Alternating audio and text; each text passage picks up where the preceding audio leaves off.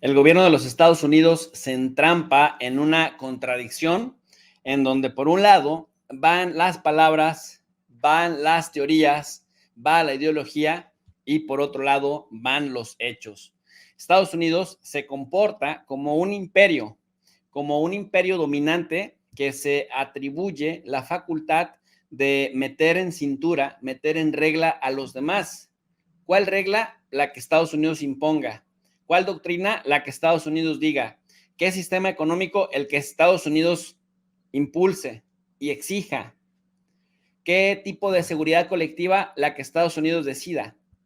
Sin embargo, al mismo tiempo que se comporta como imperio, también habla una y otra vez de la promoción de la democracia y los derechos humanos que implican participación ciudadana, libertad de expresión y que implica también el derecho a disentir y a que cada pueblo se pueda autodeterminar como su imaginación y sus capacidades materiales le den. Ahí viene la gran contradicción.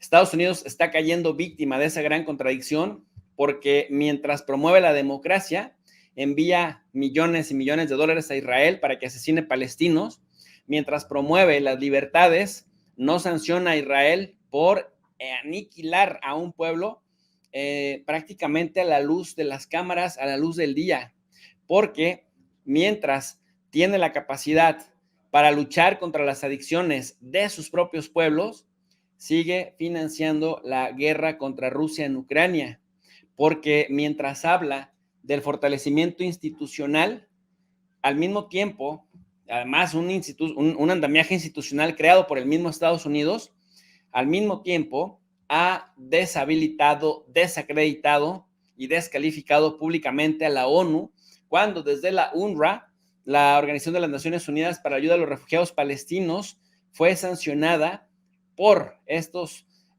grandes países occidentales, y digo grandes, las expotencias del mundo, Francia, Inglaterra, todos comandados por Estados Unidos, prefirieron sancionar a la ONU por dichos de Netanyahu que sancionar al mismo Netanyahu que se comporta como un verdadero genocida. Porque Estados Unidos ha dicho que las resoluciones del Consejo de Seguridad de Naciones Unidas ya no son obligatorias, o al menos no si se trata de Israel. Ya la ONU, ¿desde cuándo? En el Consejo de Seguridad sacó una resolución que pide el alto el fuego, pero Israel ha violado todo lo que haya que violar y Estados Unidos se prefiere voltear para otro lado, y sus voceros hipócritamente han salido a decir que no tiene vinculancia, que no son obligatorias las resoluciones del Consejo, cuando todo buen internacionalista, cuando revisa el manual y estudia organismos internacionales, lo primero que te enseñan es que las únicas resoluciones que tienen carácter vinculante, que son obligatorias y que le dan la capacidad coercitiva a Naciones Unidas para sancionar, ya sea económica o militarmente, a un país, es cuando una orden emana del Consejo de Seguridad. Pero para Israel, Estados Unidos lo mandó a volar. Cuando se trata de la UNICEF, que la UNICEF, en términos políticos, ha acusado, la UNICEF es la Organización de las Naciones Unidas para la Infancia, para la ayuda a la infancia, ha denunciado que las principales víctimas del genocidio en Gaza son los niños. Estados Unidos decide voltearse para otro lado. Cuando la Organización de las Naciones Unidas para la Educación, la Ciencia y la Cultura, mejor conocida como la UNESCO, ha también hablado de que la paz se debe construir en la cabeza de los niños, pues prácticamente Estados Unidos ha preferido voltearse para otro lado.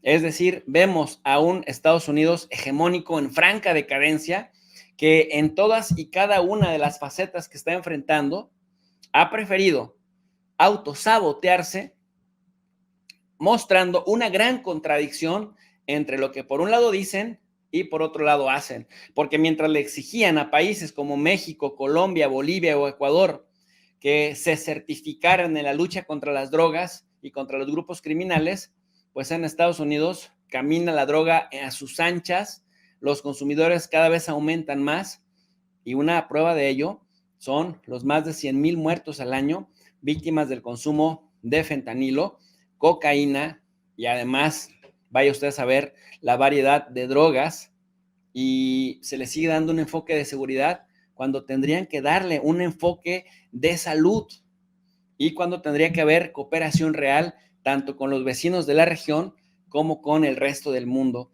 Estados Unidos pues cae en su propia trampa y lo paga caro, porque ahora, después de quitarle el incentivo a las organizaciones internacionales para que los demás países confíen en ellas, siendo producto del orden hegemónico de la posguerra, que ya va a cumplir 8 décadas, Estados Unidos prácticamente se ha encargado de ir desmembrando a todas estas organizaciones que ayudó a fundar y que a través de ellas pues mantiene un dominio avasallador en, pues, por lo menos 5 o 6 décadas después de la Segunda Guerra Mundial.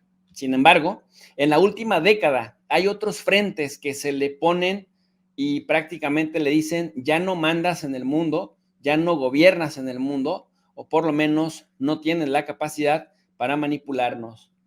Rusia, China, Indonesia, India, el mismo México incluso, que le ha dicho López Obrador en bastantes ocasiones, no somos colonia de nadie. Vemos también que hay resistencias en África, los países africanos de forma multitudinaria en el tema de Ucrania. Prácticamente voltea a ver a Rusia. Y en Asia, los países, salvo Filipinas, que odia con toda su alma a los chinos, salvo Japón, que tiene una rivalidad histórica con China, el resto de países, incluso Corea del Sur, que es vasallo de Estados Unidos, voltea a ver también a China. De tal suerte, pues, que mientras decrece la influencia de los Estados Unidos, va aumentando la influencia de sus principales adversarios en las distintas regiones del mundo. Por esta razón, cuando analizamos los propios medios de comunicación en Estados Unidos, encontramos notas como esta que publica el The New York Times. Mientras Biden se afianza, más partidarios buscan destituirlo. Ojo con este dato. El metiche del mundo no tiene la capacidad para arreglar ni sus propios problemas al interior del país. Y estamos a punto de ver lo que vimos en enero del año 2021. Un Trump en aquel momento que se resistía a dejar la presidencia a pesar de haber sido derrotado en elecciones. Y ahora tenemos a un viejito Biden que se aferra a quedarse con uñas y dientes con la nominación presidencial, a pesar de que el Partido Demócrata está perdiendo una cantidad impresionante de patrocinadores que lo condenan a un fracaso electoral total. Y esto que vemos en pantalla no lo dice Jesús López Almejo, servidor y amigo, no, lo dice The New York Times. The New York Times, saben que nos gusta ir a la fuente primaria, dice lo siguiente: mientras Biden se afianza, más partidarios buscan destituirlo. Las entrevistas con más de 50 demócratas muestran una brecha entre el presidente Biden y aquellos que cuestionan su incapacidad para ganar. Muchos funcionarios también siguen apoyándolo, pero esto te habla de una gran división, y esto prácticamente pues te señala por qué Estados Unidos ya ni siquiera está siendo capaz de gobernarse ni siquiera a sí mismo. Dice también The New York Times, en Nueva Orleans, la vicepresidenta Kamala Harris criticó a Donald Trump y evitó hablar sobre si el presidente Biden debería retirarse. La hipocresía andando. Todas las críticas para allá, cero autocrítica para acá. El medio, dice The New York Times, ABC News, modificó su transcripción de la entrevista con el presidente Biden después de que la Casa Blanca y los medios de comunicación plantearon preguntas. Y es que, bueno, las preguntas sobre las pifias que comete Joe Biden están tratando de ser silenciadas en los principales medios de comunicación. Y luego vemos análisis como el de Tracy McMillan Algoron, que dice, sea quien sea el candidato demócrata, los estadounidenses ya han perdido. Así es como se ve el fracaso de la élite. Un Joe Biden oscuro. Y prácticamente, vean ese fondo, ese contraste macabro que le imprimen, que le dan. Entonces, toca hacer una reflexión sobre lo que está pasando en Estados Unidos. Ahora vamos con el otro medio importante. The Washington Post publica en su primera plana, miren ustedes, aquí está, para que lo veamos, es el The Washington Post, publica una plana, Jennifer Rubin, que dice lo siguiente: nuestra democracia ha sufrido un duro golpe. La pelota está en la cancha de Biden. Nuestra democracia ha sufrido un duro golpe. La pelota está en la cancha de Biden. ¿Por qué está en la cancha de Biden? Porque este viejito testarudo, con todos los problemas de salud que ha mostrado, se aferra con uñas y dientes al poder político. Se aferra a seguir siendo el presidente y ha dicho una gran mentira. Dice que no hay ningún otro demócrata más capacitado que él para presidir Estados Unidos. La pregunta es, cabrón, si así estás tú y te autodenominas como el mejor, ¿cómo estarán los demás si es verdad lo que dices? Pero si no es verdad lo que dices, entonces, ¿por qué te aferras a una postura antidemocrática? Por eso dice Jennifer Rubin en The Washington Post, nuestra democracia ha sufrido un duro golpe y la pelota está en la cancha de Biden. Y además, dice Francis Berry, en 1858, Lincoln cometió un error. Presidente Biden, no cometa el mismo error. ¿Cuál fue el error? De aferrarse a la presidencia, de aferrarse a la nominación presidencial, aún y cuando todas las encuestas le decían que estaba perdiendo, o sea, que venía a perder. Así que cuando hablamos de que está entrampado, de que está perdido en su propia cancha, me recuerda mucho este estudio de Jean-Baptiste Durossel, Todo imperio perecerá, teoría sobre las relaciones internacionales. Y dice prácticamente en su presentación, Durossel es, de entre un gran número de historiadores, el único que se ha esforzado en establecer un acercamiento entre la historia y la teoría del trato, disciplinas que han progresado conjuntamente, pero jamás han establecido entre sí lazos ni provechosos, estables ni provechosos. Propiciar esos nexos es lo que ha llevado al autor a explorar los territorios de las ciencias naturales y la antropología para poder presentar una visión general del hombre. Esta teoría basada en la historia muestra la extraordinaria riqueza de las relaciones internacionales, situadas en el curso de épocas muy diversas y analizadas desde múltiples perspectivas. Después de asistir al debate del estado de las clases dirigentes y de los variados aspectos de la vida social en sus relaciones con el extranjero, de las decisiones y los papeles que pueden jugar el cálculo y el riesgo en la política internacional y de muchas otras implicaciones en el comercio entre los pueblos, Durossel concluye con una observación que recuerda a Paul Valéry. Siempre hubo imperios, todos terminaron por morir. Siempre hubo imperios y todos terminaron por morir. El imperio romano, los imperios coloniales, la URSS, y bueno, aquí podríamos poner Estados Unidos en su dominio como lo conocemos. Eso lo agrego yo. El eterno debate entre eficiencia y por ende disciplina, conquista, poder, violencia y dignidad humana, y por consiguiente libertad, justicia y paz, parece haber cambiado este fin de siglo en provecho de la segunda. Esto es lo que dice Jean-Baptiste Durossel acerca de los imperios que terminan pereciendo. Gracias, querido Santi Rubens. Muchas gracias por el apoyo que nos hace llegar. Muy amable de su parte, solidario siempre. Dice, es que se queman solos, se dan un tiro en el pie, todo occidente sin actuar inteligentemente, sin usar diálogo correcto y justo, usan tácticas. Y el mismo Santi Rubens nos dice, usan tácticas crueles a la vista de todos. Gracias también a Jessica Curi por el super sticker que nos hace llegar. Santi Rubens dice, lo peor, Israel es apestado del mundo por sus actos. Gracias a Si el Club EP3.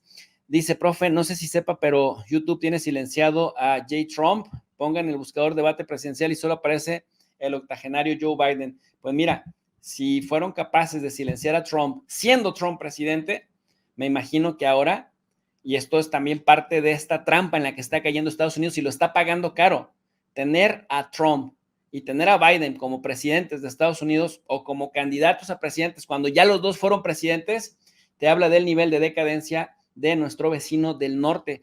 ¿Cómo ve usted de que el imperialismo en franca decadencia siga arremetiendo contra pueblos enteros? Y también, ¿cómo explicaría usted esta decadencia que, a decir de muchos analistas, está en franca viabilización? Adelante, estimado Jesús López. Mire, a mí me gustaría hacer un análisis en 4 niveles, si me lo permite, en el nivel estructural global, también en el nivel internacional, luego otro análisis en el nivel regional para terminar en el nivel local, en aras de entender de forma estructural y de manera de largo plazo lo que sucede con Estados Unidos, pero con un enfoque general, de una teoría de tercera imagen. Mire usted, hablar del imperialismo nos refiere a hablar en aquellos sistemas en donde los imperios prevalecen y predominan. Los imperios que cuentan con un emperador, que cuentan con cortes, que imponen prácticamente su visión del mundo, su sistema político, su sistema ideológico y también sus ideas religiosas, imponen sobre todo estructuras de dominación, porque la manera de mantenerse de los imperios en la historia de la humanidad, pues es a través de los recursos y las materias primas que podían obtener de las colonias, es decir, de aquellos territorios que le despojaban a otros pueblos a través de la guerra ruda, de la guerra directa, de la guerra de exterminio, pero también de las guerras híbridas y de las guerras indirectas. Las guerras híbridas, aquellos con los que pactaban, entraban al sistema y luego ya desde adentro los imperios aprovechaban para a través de sus agentes acabar con quienes habían dado la confianza y sacar adelante sus propios imperios. Bueno, eso en el contexto, en el nivel macro, en el nivel estructural. Entonces, un imperio predomina por su capacidad para crear tecnología principalmente tecnología militar y también un sistema de ideas para someter a otros pueblos y generar estructuras permanentes de dominación a través de la extracción de los recursos, pero las estructuras de dominación generalmente les permiten a los imperios que solamente prosperan quienes forman parte del imperio y quienes están a favor o al servicio del imperio y se mantienen permanentemente esclavos o como dominados aquellos pueblos que son derrotados en los campos ya antes mencionados. Estados Unidos en este momento trabaja de alguna forma, no oficialmente, pero sí a manera de vasallaje, y si pudiéramos hacer una analogía, es lo más parecido a un imperio que aplica estrategias a través de todo un andamiaje institucional para perpetuar la dominación de otros pueblos. Y bueno, para esto se sirve de estructuras internacionales como el Fondo Monetario Internacional, el Banco Mundial, en el caso de América Latina, el Banco Interamericano de Desarrollo.